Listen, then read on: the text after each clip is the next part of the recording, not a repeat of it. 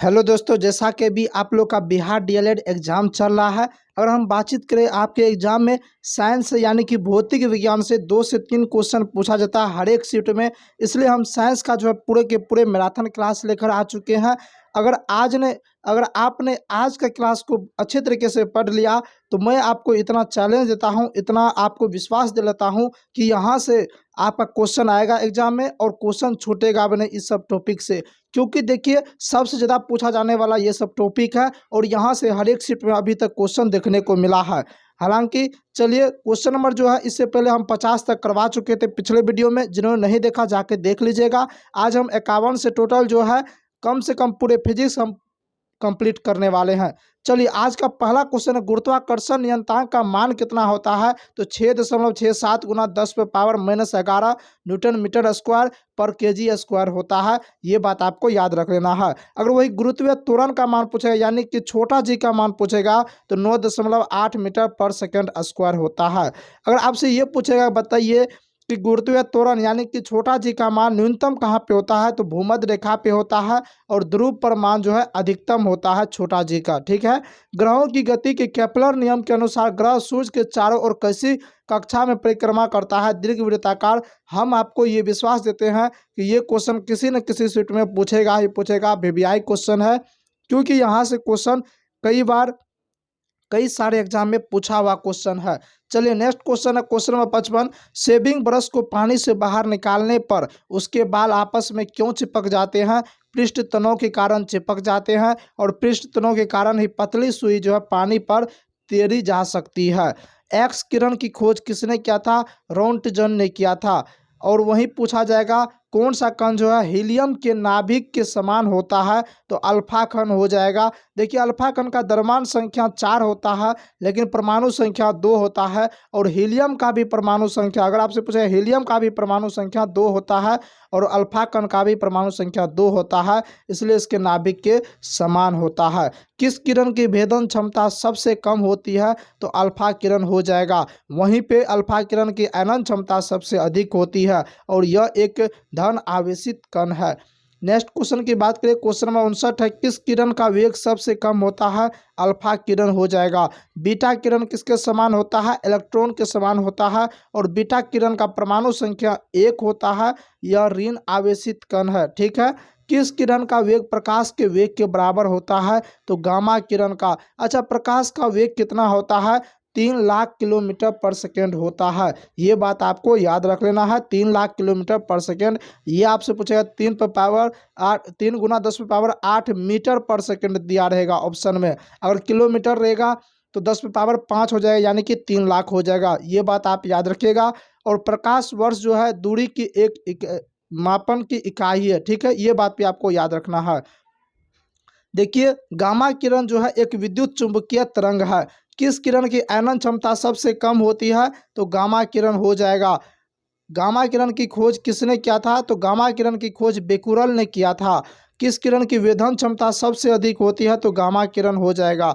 अश्रव तरंगे किसे कहते हैं? देखिए, आपको अश्रव तरंगे, श्रव तरंगे, प्रासव तरंगे, ये तीनों में से एक क्वेश्चन आपके एग्जाम में देखने को मिलेगा। एकदम 10th लेवल का सभी क्वेश्चन है और आपके एग्जाम में भी 10th लेवल का ही क्वेश्चन पूछा जाता है। अगर हम बातचीत करें, देखिए आज के एग्जाम की मैंने एनालिसिस किया, जब जाके विद्यार्थियों से जब मैंने पूछा तो उनका यही आ रहा था कि सर रीजनिंग आसान आ रहा है।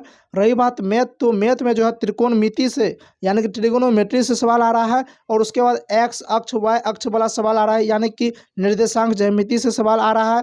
उसके बाद थोड़ा बहुत उन्होंने ये भी बताया कि एडवांस से थोड़ा सा ज़्यादा क्वेश्चन देखने को मिल रहा है, तो इसलिए वो सब पोर्शन जो है आपको पढ़ के जाना है।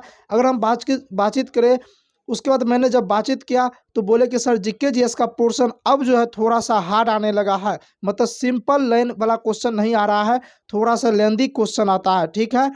हालांकि जिनको भी क्वेश्चन याद है आप लोग कमेंट करके ज़रूर बताइएगा। ये सब मैंने एनालिसिस किया था। रही बात इंग्लिश में, बोला गया कि एडम से थोड़ा ज़्यादा क्वेश्चन आता है।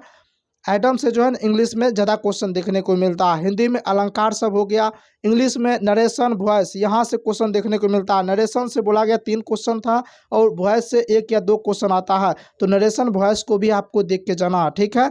चलिए, अवसरव तरंगे किसे कहते हैं? तो 20 हर्ट्ज से नीचे की आवृत्ति को अवसरव तरंगे कहते हैं। और श्रव तरंगे किसे कहते हैं? श्रव का मतलब यानी कि जिसे हम सुन सकते हैं, जिसे मनुष्य सुन सकता है, तो 20 हर्ट्ज से 20,000 हर्ट्ज के बीच की आवृत्ति को श्रव तरंगे कहा जाता है। इन तरंगों का हमारा कान सुन सकता है। तो आपसे ये पूछा गया, बताइए मनुष्य कौन से तरंग को सुन सकता है? तो श्रव तरंगे हो जाएगी। प्रश्रव तरंगे, प्राश्रव तरंगे किसे कहते हैं? तो 20,000 हर्ट्ज से ऊपर वाले तरंग को प्राश्रव तरंगे कहते हैं। देखिए, मैंने आपके लिए इतना मेहनत कर रहा हूँ, तो आपका भी कुछ कर्तव्य बनता है, आपका भी कुछ दायित्व बनता है। तो अभी तक जो भी नए आए हैं इस चैनल पे, आप लोग इस चैनल को सब्सक्राइब जरूर कर ले, क्योंकि अभी से लेकर आपके एग्जाम तक मैं फुल आपको मैराथन क्लास करवा दूंगा, साथ ही साथ आपका एनालिसिस करवा दूंगा। इसलिए ये चैनल आप लोग के लिए बहुत ही महत्वपूर्ण होने वाला है। इस चैनल को सब्सक्राइब जरूर कर लीजिए, साथ ही इस वीडियो को लाइक जरूर कर दीजिएगा। ध्वनि की चाल सबसे अधिक किस में होती है? अगर ऑप्शन में आपका ठोस दिया रहेगा तो ठोस को टिक करना है, लेकिन ऑप्शन में अगर इस्पात दिया रहेगा तो इस्पात को टिक करना है, क्योंकि देखिए इस्पात भी एक ठोस है, तो ठोस में भी सबसे अधिक इस्पात में होती है इसकी चाल, ठीक है। और ध्वनि को माध्यम की जरूरत होती है। वायु में ध्वनि की चाल कितनी होती है? 332 मीटर पर सेकेंड। वही जल में पूछेगा तो 1493 मीटर पर सेकेंड। वही आयरन यानी कि लोहा में पूछेगा तो 5130 मीटर पर सेकेंड हो जाएगा। जब ध्वनि एक माध्यम से दूसरे माध्यम में जाती है तो क्या बदल जाती है? तो इसका चाल एवं तरंगदैर्घ्य बदल जाता है, लेकिन आवर्ती नहीं बदलता है। ये क्वेश्चन जो है फिलहाल 2 से 3 दिन पहले ये क्वेश्चन पूछा गया है आपके डीएलएड एग्जाम में, कि जब ध्वनि एक माध्यम से दूसरे माध्यम में जाती है तो क्या नहीं बदलती है? तो आवर्ती नहीं बदलता है। ध्वनि किस प्रकार की तरंग है? तो ध्वनि जो अनुदैर्घ्य तरंग है, देखिए यहाँ अनुदैर्घ्य में आप देखिए ध लगा हुआ है, यहाँ से याद रख लीजिएगा ध्वनि। वही पूछेगा प्रकाश किस प्रकार का तरंग है? तो अनुप्रस्थ तरंग है। प्रकाश जो है अनुप्रस्थ तरंग है। क्यों भाई? याद करने का ट्रिक क्या? प्रकाश में प लगा हुआ है, यहाँ से प्रकाश से यहाँ अनुप्रस्थ से याद रख लीजिएगा। चलिए नेक्स्ट क्वेश्चन है, कुत्ता, बिल्ली, चमगादड़ किस प्रकार की तरंगे सुन सकता है? तो प्राश्रव तरंगे हो जाएगा। संकेत भेजने में किस किरण का प्रयोग किया जाता है? तो प्राश्रव तरंगे हो जाएगा। समुद्र की गहराई का पता लगाने में, कीमती कपड़ों में, वायुयान तथा गाड़ियों के पुर्जों को साफ करने में के प्राश्रव तरंगे का प्रयोग किया जाता है। नेक्स्ट क्वेश्चन कहता है, ध्वनि को मापने की इकाई को क्या कहा जाता है? डेसिबल कहा जाता है। क्या? डेसिबल कहा जाता है। मानव के लिए सर्वोत्तम ध्वनि कितनी होती है? 45 डेसिबल होता है। क्या? 45 डेसिबल होता है। स्पष्ट प्रतिध्वनि सुनने के लिए ध्वनि के स्रोत तथा परावर्तक सतह के बीच की न्यूनतम दूरी कितनी होनी चाहिए? 17 मीटर होनी चाहिए। जब हमारा कान ध्वनि सुनता है तो इसका प्रभाव मस्तिष्क पर 0.1 सेकेंड तक रहता है। ध्वनि का तरंगदैर्घ्य कितना कोटि का होता है? तो 1 मीटर का होता है। चलिए नेक्स्ट क्वेश्चन है, ध्वनि की तीव्रता किसके संदर्भ में मापी जाती है? इसका क्वेश्चन आप लोग को कमेंट करके बताना है, इसका राइट आंसर क्या होगा। एन टाइप, यानी कि यहाँ पे ये पूछा जा रहा है, एन टाइप आपने पढ़ा होगा। एन टाइप अर्धचालक में किस प्रकार का अशुद्धि मिलाया जाता है? तो पंच संयोजक मिलाया जाता है। और पी टाइप पूछेगा, पी टाइप में कौन सा मिलाया जाता है? तो त्रिसंयोजक मिलाया जाता है। नेक्स्ट क्वेश्चन है, किस किरण का उपयोग प्रकाश विद्युत प्रभाव में किया जाता है? तो यूवी किरण का प्रयोग जो है प्रकाश विद्युत प्रभाव में किया जाता है, ठीक है। अल्ट्रावायलेट किरण जिसे हम कहते हैं, परावैंगनिक किरण। रेडियो किरण की खोज किसने किया था? मार्कोनी ने किया था।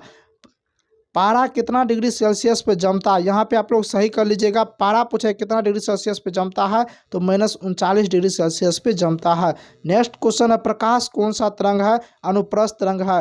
प्रकाश के चाल सबसे अधिक किसमें होती है? तो निर्वात में होती है, ठीक है। प्रकाश का तरंगदैर्घ्य पूछेगा तो 3900 एंगस्ट्रॉम से 7800 एंगस्ट्रॉम हो जाएगा। नेक्स्ट क्वेश्चन, निर्वात में प्रकाश का वेग कितना होता है? देखिए आपसे निर्वात में पूछेगा तब आपको 3 × 10⁻8 टिक करना है मीटर पर सेकेंड। और निर्वात में प्रकाश का वेग सर्वाधिक होता है, ठीक है।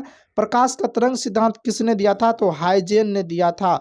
समतल दर्पण द्वारा, देखिए दर्पण से भी क्वेश्चन पूछा जा सकता है, क्योंकि 10th में ये सब क्वेश्चन है, तो 10th लेवल का ही क्वेश्चन पूछा जा रहा है।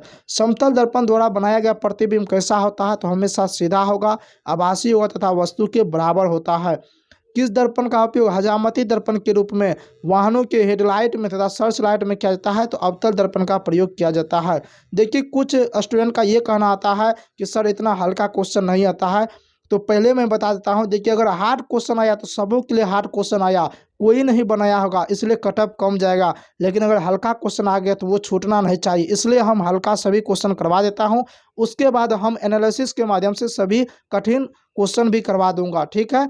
गोलीय दर्पण में वक्रता त्रिज्या फोकस दूरी की क्या होती है, दुगुनी होती है।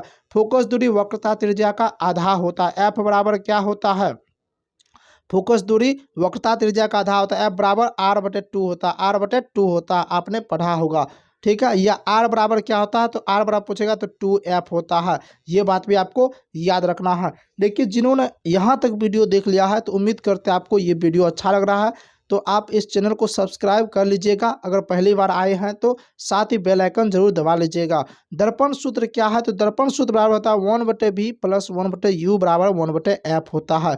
समतल दर्पण का आवर्धन का मान कितना होता है, तो 1 होता है, और समतल दर्पण का आवर्धन धनात्मक होता है। वही समतल दर्पण का वक्रता केंद्र अंतर पे माना जाता है। वक्रता केंद्र जो है, यहाँ आप लोग, यहाँ पे ये रोंग है, इसको आप लोग छोड़ दीजिएगा। चलिए नेक्स्ट क्वेश्चन है, अवतल दर्पण में किस प्रकार का प्रतिबिंब बनता है, तो वास्तविक और काल्पनिक दोनों प्रतिबिंब बनता है अवतल दर्पण में। उत्तल दर्पण में हमेशा काल्पनिक प्रतिबिंब बनता है, और वास्तविक प्रतिबिंब का आवर्धन ऋणात्मक तथा काल्पनिक प्रतिबिंब का आवर्धन धनात्मक होता है। अवतल दर्पण में जब वस्तु फोकस पे स्थित हो तो उसका प्रतिबिंब कैसा बनता है, तो वास्तविक, उल्टा तथा अनंत पे बनता है। पेरिस्कोप में कौन सा दर्पण रहता है, तो समतल दर्पण का यूज पेरिस्कोप में किया जाता है, और सौर भट्टियों में अवतल दर्पण का व्यवहार किया जाता है। नेक्स्ट क्वेश्चन, हीरा का अपवर्तनांक कितना होता है। देखिए ग्रेफाइट से क्वेश्चन आपके एग्जाम में पूछा जा चुका है, तो आप ये उम्मीद रखिए कि एक क्वेश्चन हीरा से किसी न किसी शिफ्ट में एग्जाम में पूछा ही जाएगा। मैं आपको पूरे चैलेंज के साथ कहता हूँ, इसलिए हीरा से संबंधित सारा कुछ यहाँ देख लेते हैं। अगर आपसे पूछेगा हीरा का अपवर्तनांक कितना होता है, तो 2.42 होता है। या हवा का अपवर्तनांक आपसे पूछेगा तो 1.003 होता है। जल का अपवर्तनांक 1.33 होता है। नेत्र लेंस का अपवर्तनांक पूछेगा तो 1.396 होता है। और हीरा जो है प्रकाश के आंतरिक परावर्तन के कारण चमकीला दिखाई पड़ता है। तो आपसे पूछेगा हीरा जो है किसके कारण चमकीला दिखाई पड़ता है, तो आंतरिक परावर्तन के कारण चमकीला दिखाई पड़ता है। नेक्स्ट क्वेश्चन है, मानव नेत्र प्रकाश के किस सिद्धांत पे कार्य करती है, तो प्रकाश का अपवर्तन के सिद्धांत पे। श्वेत प्रकाश जब 7 रंगों से विभक्त हो जाती है तो प्रिज्म से अपवर्तन के पश्चात हो जाती है 7 रंगों में विभक्त। नेक्स्ट क्वेश्चन, किस रंग का परिकर्णन सबसे कम होता है, तो लाल रंग का परिकर्णन सबसे कम होता है। वहीं पे लाल रंग का तरंगदैर्घ्य सबसे अधिक होता है। और किस रंग का तरंगदैर्घ्य सबसे कम होता है, तो बैंगनी रंग हो जाएगा। वहीं पे बैंगनी रंग का परिकर्णन सबसे अधिक होता है। देखिए अगर बातचीत करें, हालांकि और थोड़ा सा क्वेश्चन बच गया फिजिक्स का, पूरे फिजिक्स के क्वेश्चन को हम देख लेते हैं आज के सेशन में। कल के सेशन में केमिस्ट्री का पूरे मैराथन क्लास लेके आएंगे। किसी वस्तु का समतल दर्पण में पूर्ण प्रतिबिंब देखने के लिए दर्पण की लंबाई वस्तु की लंबाई की कम से कम कितनी होनी चाहिए, आधी होनी चाहिए। रात्रि के समय तारों का टिमटिमाना किसके कारण होता है, प्रकाश के अपवर्तन के कारण होता है। देखिए प्रकाश के अपवर्तन के कारण ही पानी से भरे बर्तन की तली में पड़ा हुआ सिक्का ऊपर उठा हुआ प्रतीत दिखाई पड़ता है, और द्रव में अंशतः डूबी हुई सीधी कर टेढ़ी दिखाई पड़ती है। कोई भी चीज़ अगर हम द्रव में डालते हैं तो वो हमें टेढ़ी दिखाई पड़ती है, किसके कारण, प्रकाश के अपवर्तन के कारण। सूर्योदय के कुछ समय पहले और सूर्योदय के कुछ, सूर्यास्त के कुछ समय बाद तक सूरज क्षितिज के नीचे होने के कारण हमें दिखाई पड़ता है, यानी कि सूरज जो है डूब जाने के बाद भी हमें थोड़ा थोड़ा दिखाई पड़ता है प्रकाश के अपवर्तन के कारण। क्वेश्चन नंबर 104 है, इंद्रधनुष प्रकाश के किस कारण से बनता है, तो इंद्रधनुष जो है प्रकाश के अपवर्तन और परावर्तन की घटना से बनता है। मानव नेत्र में कैसा प्रतिबिंब बनता है, तो वास्तविक, उल्टा और अस्थायी बनता है। मानव नेत्र में प्रतिबिंब रेटिना पे बनता है। और पुतली के आकार को नियंत्रित कौन करता है, तो आइरिस करता है। समतल दर्पण पर किस प्रकार का प्रतिबिंब बनता है, तो काल्पनिक वस्तु के बराबर और उल्टा बनता है।